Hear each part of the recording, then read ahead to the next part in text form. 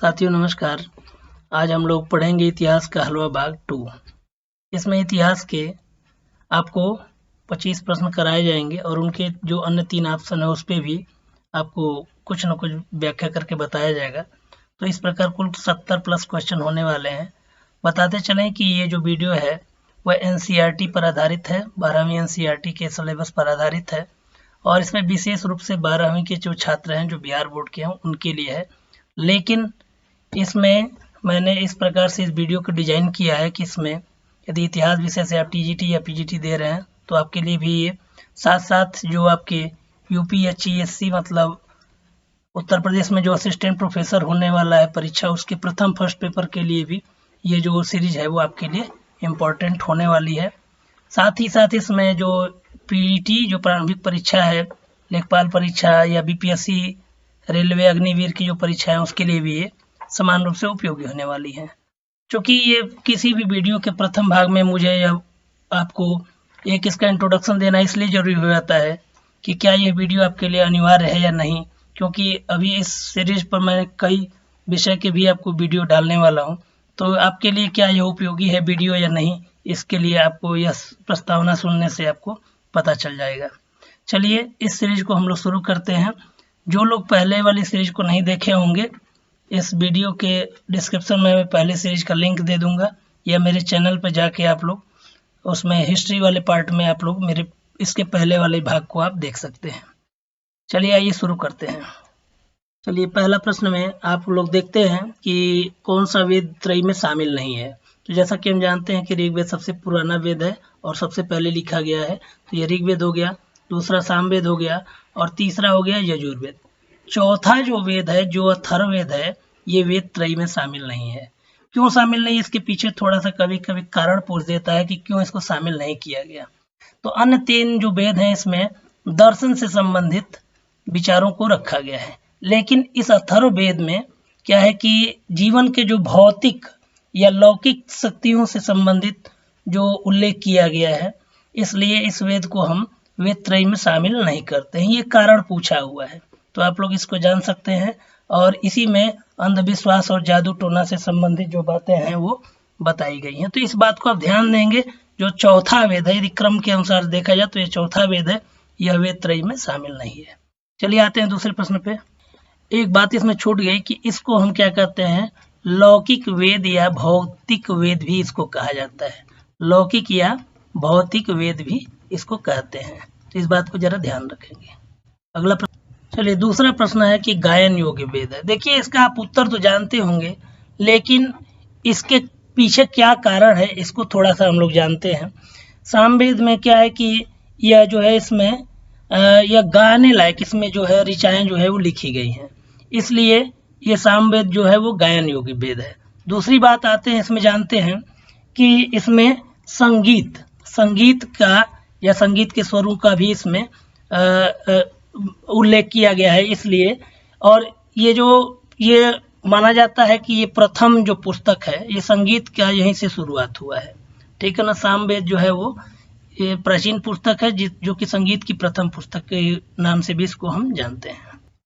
इसी में संगीत के जो सारे 7 सुर है, जैसे सा रे गा मा पा धा नी सा, ये जो है ना ये 7 सुरों का भी इस वेद में उल्लेख है। चलिए पहले प्रश्न को जब हम लोगों ने हल किया था तो देखा था कि ये जादू टोना से, मैंने आपको व्याख्या में बताया भी था कि जादू टोना से संबंधित जो वेद है वो है अथर्ववेद, ठीक है ना। इसको हम वेद त्रयी में फिर वैसे आपको बता दें कि इसको वेद त्रयी में शामिल नहीं किया जाता है, ठीक है ना। और एक इसमें एक और प्रश्न पूछता है कि सभा और समिति, ध्यान देंगे, सभा प्लस समिति को पूछता है कि ये किसकी पुत्रियां हैं, ठीक है ना। तो ये प्रजापति की पुत्रियां हैं, इसका भी उल्लेख जो है वो इसी अथर्ववेद में ही किया गया है। तो ये बहुत इंपॉर्टेंट क्वेश्चन है, इसको आप ध्यान देंगे। अगला प्रश्न है कि आयुर्वेद से संबंधित कौन सा वेद है। तो चलिए इसका जानते हैं उत्तर। इसका उत्तर होगा ऋग्वेद, ठीक है, जो कि सबसे प्राचीन वेद है। और हमारे यहाँ जो हमारे भारत में चिकित्सा की पद्धति जो है सबसे प्राचीन जो है वो आयुर्वेद की ही है, तो इसमें आप ध्यान देंगे।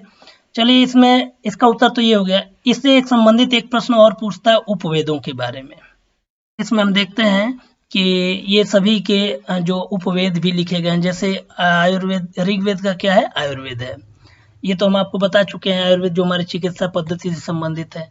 सामवेद में क्या होता था, आपको बताया था ना कि जो गायन पद्धति से संबंधित है। तो गंधर्व जो आप लोग पहले देखते रहे होंगे कि जो अप्सराएं या गंधर्व जो नृत्य करती थी, तो इससे संबंधित मतलब संगीत और गंधर्व इस तरह आप याद कर सकते हैं। गंधर्व मतलब जो नृत्य करने वाली जो अप्सराएं हुआ करती थी, तो उससे संबंधित ये गंधर्व हो गया। तो ये सामवेद का उपवेद हो गया। यजुर्वेद का उपवेद क्या हो गया, ये धनुर्वेद, मतलब धनुर या शस्त्र की जो शिक्षा होती थी, वो इसका वर्णन जो है वो इसके उपवेद में है, यजुर्वेद के उपवेद में। और अथर्ववेद का क्या है, ये शिल्पवेद। इसको शिल्पवेद में क्या है, जैसे भवन का निर्माण होता था या भौतिक जो मानव जीवन के भौतिक कार्यों से संबंधित हुआ करता था, तो इसलिए इसका शिल्पवेद नाम है। इसको आप याद रखेंगे, उपवेद भी ये प्रश्न पूछ देता है। चलिए अगला प्रश्न है कि भारत का अंतिम मुगल बादशाह कौन था। तो चलिए इसका उत्तर जो होगा वो होगा बहादुर शाह जफर। इसमें इसको बहादुर शाह जफर द्वितीय भी कहा जाता है, ठीक है ना। और इसका जो ध्यान देंगे अंतिम मुगल बादशाह, थोड़ा सा इसमें करना क्या है कि जब 1857, याद रखिएगा 1857 की जब क्रांति हुई थी, तो इन्होंने ही दिल्ली में इस क्रांति का नेतृत्व किया था और अंग्रेजों ने इनको प्रताड़ना दी। जब इसमें 1857 की जो क्रांति विद्रोह जब ये थमा, तो इनको बहादुर शाह जफर को इनको भेज दिया गया कि हाँ, बर्मा की राजधानी जो थी वो रंगून, ठीक है ना, रंगून में भेज दिया गया। और वहीं इनकी 1862 में इनकी मृत्यु हो गई। जब 57 में इनको भेजा गया और 1862 में इनकी मृत्यु हो गई। चलिए इसमें अन्य ऑप्शन पे जरा चर्चा कर लेते हैं। बाबर के बारे में जानते हैं, तो ये मुगल वंश का संस्थापक था, ठीक है ना, मुगल वंश का संस्थापक था। चलिए अगला प्रश्न है कि बहुत महत्वपूर्ण प्रश्न है कि कैप्टन हॉकिंस जो है वो किस मुगल शासक के दरबार में आया था। तो चलिए बताते हैं, इसका सही उत्तर जो होगा वो जहांगीर होगा।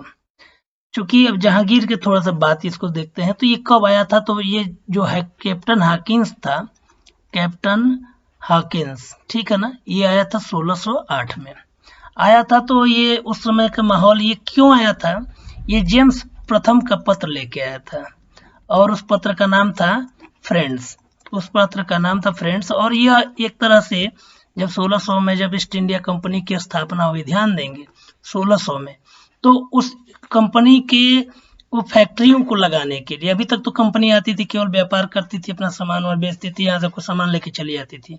लेकिन ये 1608 में जब आया था, तो इसका ये प्रस्ताव था कि धीरे धीरे यहाँ पर हम जमीन लें और यहाँ पर फैक्ट्री वगैरह लगाने का काम करें। लेकिन इसमें इसकी बात जो है वो नहीं बन पाई। फिर 1615 में इन्हीं के दरबार में, ध्यान देंगे, टॉमस रो आए। कौन आए, टॉमस रो। और एक बात और मैं भूल गया इसमें कि कैप्टन हॉकिंस जो था वो एक जहाज से आया था। ये जहाज का भी प्रश्न पूछता है, उस जहाज का नाम था हेक्टर, ठीक है ना। तो इस तरह के भी देखिए, जो 12वीं के छात्र हैं वो केवल प्रथम ऑप्शन पर ध्यान देंगे, इतना ही उनके लिए महत्वपूर्ण है। ये थोड़ा सा मैं इसलिए इसको ज़्यादा बढ़ा रहा हूँ कि इतिहास के भी अन्य जो तैयारी करने वाले छात्र हैं उनको भी इसका लाभ मिल सके। चलिए अब इसके बाद बात करते हैं, ये जो कैप्टन हॉकिंस जो थे ये बहुत ही विद्वान थे, इनको फारसी भाषा का बहुत अच्छा ज्ञान था। किस भाषा का, फारसी, ठीक है ना। और फारसी भाषा आपको बताते चलें, यह भी प्रश्न पूछा है कि मुगलों की जो राजकीय भाषा हुआ करती थी, ठीक है ना, मुगलों की राजकीय भाषा वो कौन सी थी, ये फारसी ही हुआ करती थी, ठीक है ना। तो इस प्रश्न को भी याद रखेंगे। देखिए एक प्रश्न में हमने 4-5 प्रश्नों को अध्ययन किया। चलिए अगला बहुत महत्वपूर्ण प्रश्न होने वाला है। ये प्रश्न है कि गायत्री मंत्र का जो ओम भूर्भुवः स्वः हम लोग बोलते हैं, ओम भूर्भुवः स्वः तत्सवितुर्वरेण्यं भर्गो देवस्य धीमहि धियो यो न प्रचोदयात्, तो ये जो गायत्री मंत्र है यह जो है ऋग्वेद में लिखा गया। और पूछेंगे कि ऋग्वेद के भाई किस उसमें है, मंडल में है, तो ये तीसरे मंडल में है। ध्यान देंगे ऋग्वेद के किस मंडल में है, तीसरे मंडल में है। आपको मैंने पिछले वीडियो में भी ये बता दिया है। और एक इसमें से और महत्वपूर्ण बात आप आज जानेंगे कि गायत्री मंत्र में किसका उल्लेख है, तो सूर्य देवता का है। लेकिन कभी कभी पूछ देता किस देवी का उल्लेख है, तो इसको हम सूर्य को सविता देवी कह देते हैं। तो यदि देवी पूछता है तो सविता देवी, और यदि देवता पूछता है तो सूर्य देवता का उल्लेख मिलता है। तो इस बात को जरा ध्यान रखेंगे। और एक फैक्ट और बताते चलें कि जो तीसरा और एक बात और इसमें बताते चलें कि जो तीसरा मंडल है, तीसरा मंडल की जो रचना है, जो तीसरे मंडल में इस गायत्री मंत्र का उल्लेख है, उसकी रचना जो है वो विश्वामित्र के द्वारा की गई थी। किसके द्वारा? विश्वामित्र ऋषि के द्वारा की गई थी। चलिए अगला प्रश्न है कि ऋग्वेद में युद्ध का देवता किसे मानते हैं? तो आपको बताते चलें, इसका जो उत्तर होगा वो इंद्र को, ठीक है ना। इसमें इंद्र देवता के लिए 250 जो है वो मंत्र का उल्लेख किया गया है ऋग्वेद में। और ऋग्वेद में ये आर्यों के, ठीक है ना, आर्यों के वो सबसे महत्वपूर्ण और देवता और प्रतापी राजा के रूप में इंद्र को पूजा किया गया, ठीक है ना। प्रतापी जो राजा के रूप में इंद्र को माना गया है। और इसमें इसको इंद्र को पुरंदर भी कहा गया है। ध्यान देंगे, ये भी कभी कभी पूछ देता है कि पुरंदर या किलों को तोड़ने वाला, ठीक है ना, जो किले होते हैं उनको तोड़ने वाला की भी संज्ञा इनको दी गई है। तो इसका जो उत्तर हो गया वो हो गया इंद्र। चलिए अन्य ऑप्शन पर जरा चर्चा कर लेते हैं भगवान शिव के बारे में, क्योंकि इतिहास में इनका भी बड़ा महत्व है। सिंधु घाटी सभ्यता का आपने नाम लिया होगा, पढ़ा होगा, तो सिंधु घाटी सभ्यता में इन्हीं की उपासना की जाती थी, शिव की, और ये सबसे प्राचीन देवता माने जाते हैं, ठीक है ना। इसको भी जरा ध्यान देंगे। अगला प्रश्न है कि उपनिषदों की संख्या कितनी है? तो इसका सही उत्तर जो होगा वो 108 है, ठीक है ना। 18 क्या है? तो 18 जो है वो पुराण है। पुराणों के यदि नाम लिया जाए, जैसे गरुड़ पुराण, मत्स्य पुराण, तो ये सब क्या है? पुराण है। पुराणों की संख्या जो है वो 18 है, और उपनिषदों की संख्या जो है वो 108 है। उपनिषदों का के बारे में चलिए भी चर्चा होगी। ये 1028 जो शब्द आया है, ये क्या है? ये ऋग्वेद में जो है सूक्तियां हैं, ऋग्वेद में सूक्त हैं, ठीक है ना। इसको ध्यान देंगे। अगला प्रश्न है, इसमें उपनिषद के बारे में थोड़ा सा जान लेते हैं। चलिए एक महत्वपूर्ण और बात जानते हैं कि इसमें वेदों से संबंधित यदि पूछा जाएगा, वेदों से संबंधित क्या है? वेदों को जब आसान भाषा में थोड़ा लिखने का कार्य होता था तो उसको ब्राह्मण ग्रंथ या उपनिषद भी कहते हैं, ठीक है ना। ब्राह्मण ग्रंथ और अन्य और थोड़ा सा उसको और आसान में कहते हैं तो उसको उपनिषद कहते हैं। तो आपको ये क्वेश्चन एक बार और ये भी पूछा हुआ है कि वेदों से संबंधित कितने उपनिषद हैं? तो 12 हैं। उपनिषद जो है जैसे जो कौतिकी है, और जैसे कि छांदोग्य उपनिषद है, और कौसतिकी है, और ऐतरेय है, तो ये सब क्या है? अन्य उपनिषद हैं जो कि इसके वेदों से संबंधित। ये ध्यान देंगे, ये ज़्यादा लंबा हो जाएगा वीडियो। तो 12 जो है वो उपनिषद जो है वेदों से संबंधित हैं। ये अगला प्रश्न है कि सत्यमेव जयते किस उपनिषद से लिए गया? तो इसका आप कई बार उत्तर पढ़े होंगे कि मुंडक उपनिषद से, ठीक है ना। आते हैं मुंडक उपनिषद के बारे में थोड़ा सा और जानते हैं कि मुंडकोपनिषद इसका मुंडकोपनिषद में सत्यमेव जयते जो कि आप हमारे जो मुद्रा पे है उस पे आपको लिखा हुआ मिलता है। और दूसरा चीज ये कि यहाँ पे यज्ञ को टूटी हुई नौका के समान माना गया है। यज्ञ को टूटी हुई नौका के समान माना गया, मतलब बेकार माना गया है एक हिसाब से, ठीक है। अब आते हैं इसके अन्य ऑप्शन पे, तो देखेंगे कि ये दोनों जो क्या है वो वेद है, ठीक है ना। एक पहला वेद हो गया और एक जो है वो अंतिम चौथा वेद हो गया।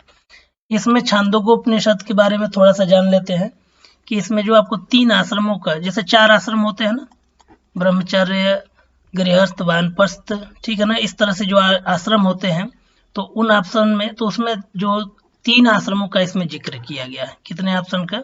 3 आश्रमों का।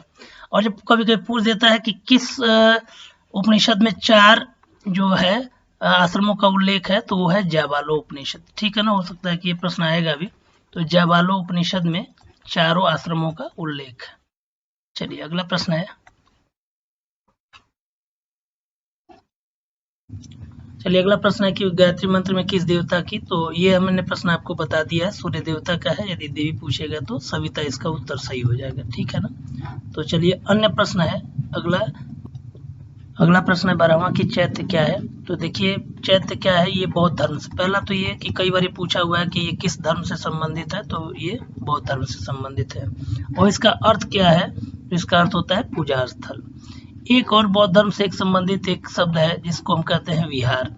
तो विहार क्या है? ये जहाँ पर बौद्ध भिक्षु जहाँ रहते थे, निवास करते थे, उनके निवास को हम क्या कहते हैं? विहार कहा जाता है। और बिहार राज्य का जो नाम है वो बिहार इसीलिए पड़ा क्योंकि यहाँ पर बौद्ध धर्म का बड़ा ही प्रचार प्रसार हुआ करता था और उसी के कारण यहाँ पर बहुत बौद्ध विहार हुआ करते थे। नालंदा का जो मुख्य इसमें केंद्र भी हुआ करता था, नालंदा के पास, नालंदा विश्वविद्यालय के पास बहुत विदेशों से भी लोग आया करते थे, जो आज वर्तमान में नालंदा जिला है, जहाँ पे राजगीर जो जगह है वो प्रसिद्ध है। ठीक है ना, राजगीर, इसको भी ध्यान देंगे।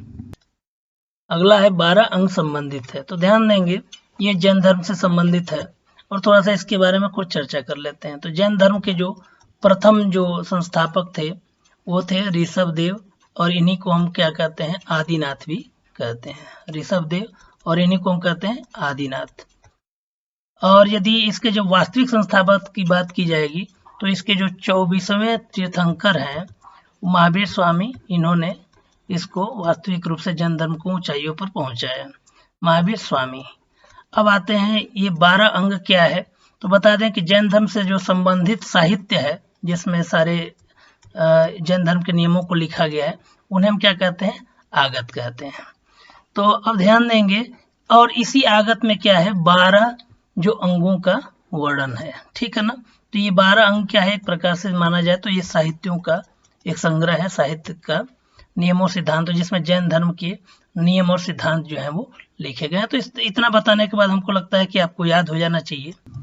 चलिए अगला प्रश्न है कि मनुस्मृति से संबंधित कौन का रचना काल है? ठीक है ना, तो इसका रचना काल ध्यान देंगे 200 है, तो इसमें यही जो इसका सही उत्तर होगा। तो ये 200 BC है और ये 200 AD है, मतलब जो ईसा मसीह थे उनसे 200 वर्ष पहले और 200 वर्ष बाद का जो समय है, इसमें ही मनुस्मृति की रचना की गई और इसको रचना करने वाले जो थे वो मनु थे। ठीक है ना, एक प्रश्न और पूछता है कि ये किसके शासन काल में इसकी रचना हुई, तो इसका जो शासन काल है वो शुंग का है। अब पूछेंगे कि शुंग का स्थापक कौन वंश था? शुंग वंश का संस्थापक कौन था? तो वो पुष्यमित्र शुंग था। ठीक है ना, पुष्यमित्र शुंग था। चलिए अगला प्रश्न है, चलिए संगम साहित्य की यदि बात की जाए तो थोड़ा सा हम आपसे ही उत्तर जानना चाहेंगे।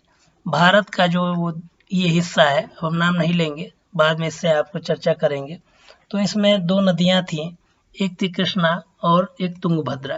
तो इन्हीं कृष्णा और तुंगभद्रा नदियों के बीच में, ठीक है ना, कृष्णा और तुंगभद्रा नदियों के बीच में का जो क्षेत्र था, यहाँ पर तमिल साहित्य, ध्यान देंगे, तमिल साहित्य के जो कवि हुआ करते थे इनका सम्मेलन होता था। और इन्हीं नदियों के बीच का जो क्षेत्र है ये मुख्य रूप से इसमें तमिल साहित्य का ज़्यादा चरमोत्कर्ष में रहा और इनको संरक्षण जो था वो पांड्य वंश का संरक्षण प्राप्त था, पांड्य वंश के शासकों का संरक्षण प्राप्त था। तो अब आप लोग उत्तर आसानी से बता सकते हैं कि इसका जो संबंध है किससे था? दक्षिण भारत से। आइए करंट का एक क्वेश्चन पढ़ते हैं कि अभी काशी तमिल जो संगम है, अभी इसका जो अभी इसी महीने में, लगभग पिछले महीने में उद्घाटन जो हुआ बनारस हिंदू यूनिवर्सिटी में हुआ था। तो इसमें यहाँ पर माने उत्तर भारत और दक्षिण भारत के दोनों जगहों के रहन सहन, संस्कृति और इस पर भाषा के अन्य साहित्यों पर भी काफी चर्चा हुई थी। अगला प्रश्न है कि सातवाहन वंश, ठीक है ना, तो सातवाहन वंश जो था इसका जो संस्थापक था वो सिमुक था। ठीक है ना, कहीं कहीं इस तरह भी सिमुक आपको लिखा हुआ मिलेगा, तो आप ध्यान देंगे शब्दों का हेरफेर, इतिहास के उतने पुराने समय से शब्द जो है बदल जाते हैं। और आपको बताते चले कि सातवाहन वंश में सबसे जो प्रतापी राजा था वो गौतम पुत्र सातकर्णी था। और आपको ये पिछले वीडियो में मैंने बताया भी था कि ये मातृसत्तात्मक, ये जो राजवंश था वो मातृसत्तात्मक राजवंश का उदाहरण है। चलिए अगला प्रश्न है, चलिए बताते चलें। अगला है कि अकबरनामा की रचना किसने की थी? तो इसका जो सही उत्तर है, आप लोग बहुत बार इसको पढ़े होंगे, लेकिन एक शब्द और इसमें आता है कि आईने अकबरी। ठीक है ना, तो आईने अकबरी बताते चलें कि जो इसका तीसरा खंड है, अकबरनामा का जो तीसरा खंड है उसको हम आईने अकबरी के नाम से जानते हैं, ये ध्यान देंगे। ठीक है ना, और इसकी रचना जो है वो अबुल फजल ने की थी। अन्य ऑप्शन पर चर्चा करते हैं, तो अमीर खुसरो के आए, इसको हम तोता ए हिंद कहते थे। ठीक है, तोता ए हिंद और ये जो था वो अलाउद्दीन खिलजी का दरबारी कवि था, ठीक है ना। तो ये अमीर खुसरो की बात हो रही थी, तो अमीर खुसरो को तोताए हिंद भी कहते हैं, ठीक है ना। ये अलाउद्दीन खिलजी, ठीक है ना, अलाउद्दीन खिलजी के का दरबारी कवि था। और इसको आधुनिक खड़ी हिंदी जो बोली, सॉरी खड़ी हिंदी की जो खड़ी बोली है उसका भी इसको जनक हम मानते हैं, ठीक है। अन्य ऑप्शन पे चर्चा करते हैं। इब्न बतूता जो कि मोरक्को से आया था, और इसने क्या लिखा है, रेहला लिखा है। ये बार बार ये बहुत इंपॉर्टेंट क्वेश्चन है कि रेहला की रचना किसने की थी। अलबर्नी के बारे में बात करते हैं, तो इसने लिखा था तहकीक ए हिंद, ठीक है ना, तहकीक ए हिंद।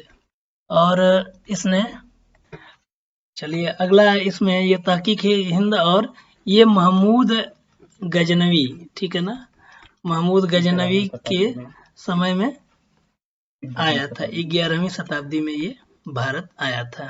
तो ये याद रखेंगे अलबर्नी के बारे में, ये बहुत इंपॉर्टेंट है। चलिए अगला प्रश्न है कि अकबर का वित्त मंत्री कौन था, तो इसका सही जो उत्तर है वो टोडरमल हो जाएगा, ठीक है ना। और टोडरमल जो थे ये यहाँ पे राजस्व के कलेक्शन के लिए इनको माने जाना जाता है, राजस्व संग्रहण के लिए महत्वपूर्ण, ठीक है। आप लोग इनका बीरबल का नाम आप लोग जानते ही होंगे। और तो बीरबल को महेश दास, इनका जो नाम था वो महेश दास भी था, ठीक है ना।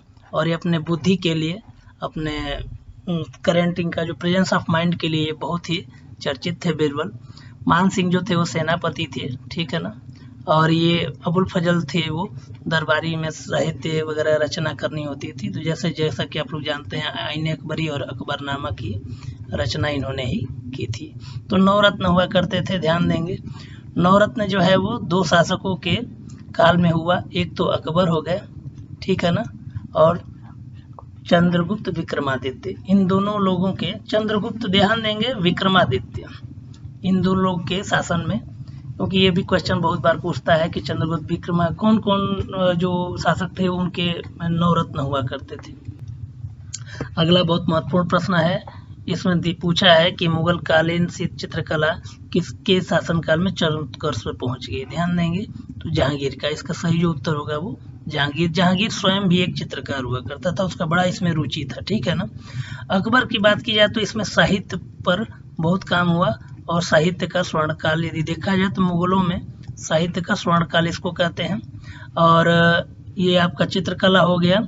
शाहजहां में स्थापत्य, मतलब जो कुछ भी भवन या किले इस तरह के निर्माण कराए गए, स्थापत्य कला का स्वर्ण युग जो है वो शाहजहां के काल को कहते हैं। शाहजहां जिसने लाल किला की रचना की, लाल किले को बनवाया था, ताजमहल को बनवाया था, ये शाहजहां हुआ करता। तो इसका जो सही उत्तर होगा जहांगीर होगा।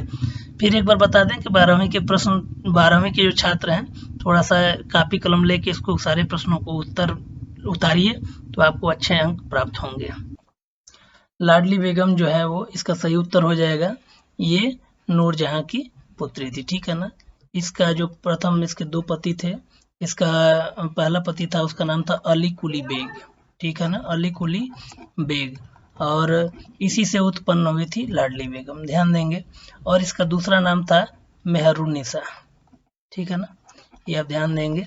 अगला आते हैं मुमताज, जो कि शाहजहां की पत्नी थी, ठीक है ना, शाहजहां की पत्नी थी। और इसी के याद में मुमताज के याद में ताजमहल का निर्माण हुआ था, ठीक है ना, इसको आप याद रखेंगे।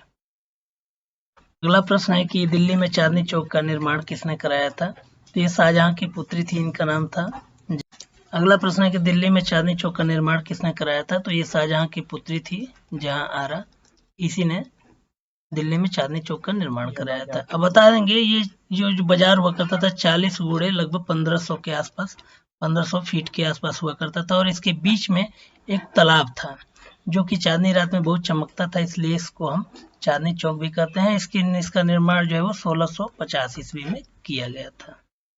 एक बात और याद आ गई चांदनी चौक से, चांदनी चौक पे एक अंग्रेज थे जिनका नाम था लॉर्ड हार्डिंग, और 1912 में हार्डिंग, और इनके ऊपर बम फेंका गया था। और बम किसने फेंका था, तो रास बिहारी बोस, ठीक है ना, रास बिहारी बोस और सचिंद्रनाथ सान्याल, इन दोनों लोगों ने 1912 में बम फेंका था, इनको मारने का लॉर्ड हार्डिंग को प्रयास किया था, और इसी चांदनी चौक पे ही। तो इसलिए इसको हम 1912 में इसको हम दिल्ली षड्यंत्र की इसके नाम से भी जानते हैं। तो इसको आप याद रखेंगे। अगला प्रश्न है, अगला प्रश्न है कि निम्नलिखित में से कौन सा गुजरात में है। तो हम ध्यान देंगे यहाँ पर जो तीनों साइट है वो गुजरात में है, लोथल, रंगपुर और धौलावीरा। लोथल जो है भोगवा नदी के किनारे, ये गुजरात का नक्शा है। आप इस गुजरात में आप देख सकते हैं, ये जो तीनों के तीनों जो हैं वो स्थल यहीं पर पाए जाते हैं।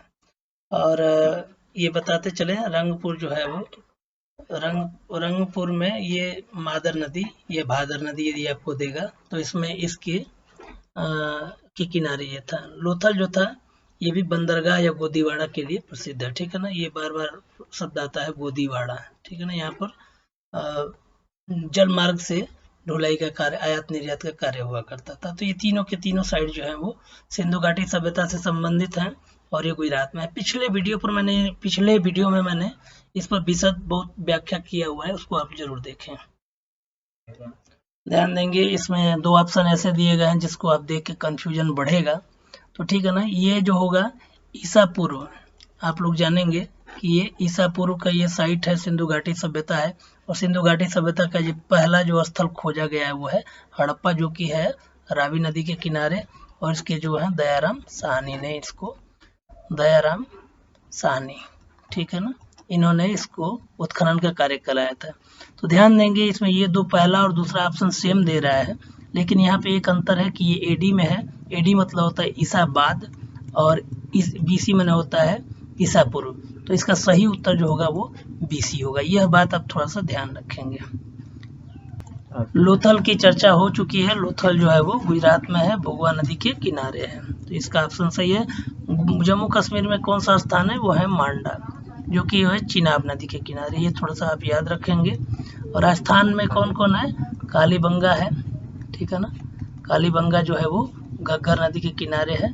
और पाकिस्तान में तो आपको बताया गया पहला वीडियो में आपको काफ़ी, हड़प्पा, मोहनजोदड़ो, सुतका गेंडेर और चानुदाड़ो, ये जो है वो पाकिस्तान में है। तो ज़्यादा जो प्रमुख बड़ी बड़ी साइट जो है वो पाकिस्तान में चली गई है, इसको आप याद रखेंगे। अगला प्रश्न है कि सिंधु घाटी सभ्यता के निवासी किस धातु का प्रयोग नहीं करते थे। ध्यान देंगे, ये बहुत ही महत्वपूर्ण प्रश्न है। चलिए, महत्वपूर्ण प्रश्न है कि सिंधु घाटी की सभ्यता के लोग जो है किस धातु का प्रयोग नहीं करते थे।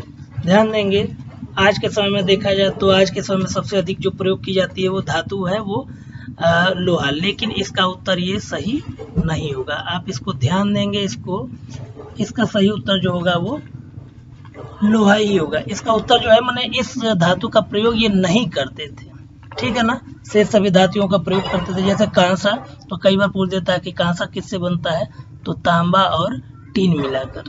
तो कांस्य धातु ये जो एक मिश्र धातु है, और इसी के कारण, इस कांसे का प्रयोग करने के कारण जो सिंधु घाटी की सभ्यता थी उसको हम कांस्य युगीन या कांस्य युगीन सभ्यता जो है वो कहते हैं, ठीक है ना। इसको आप लोग याद रखेंगे। बहुत प्रयास किया गया 25 में गागर में सागर भरने का। आशा करते हैं कि आपको ये वीडियो बहुत पसंद आया होगा। और थोड़ा सा आपका कमेंट कम आ रहा है, वीडियो को देखें और वीडियो देख कर जरूर कमेंट करें, ताकि और भी क्या क्या इसमें और किन किन प्रश्नों पर बनाया जा सकता है उस पर हम बना सकें। और चैनल को सब्सक्राइब जरूर करें, अन्य लोगों तक भी इसको पहुंचाने का प्रयास करें, ठीक है ना। सब्सक्राइब करें, लाइक भी करें। वीडियो आप लाइक भी बहुत कम आ रहा है, तो आप यदि सहयोग करेंगे तो ही और वीडियो भी आप अधिक से अधिक आप तक पहुंचेगी, ठीक है ना। तो बहुत बहुत धन्यवाद। जय हिंद।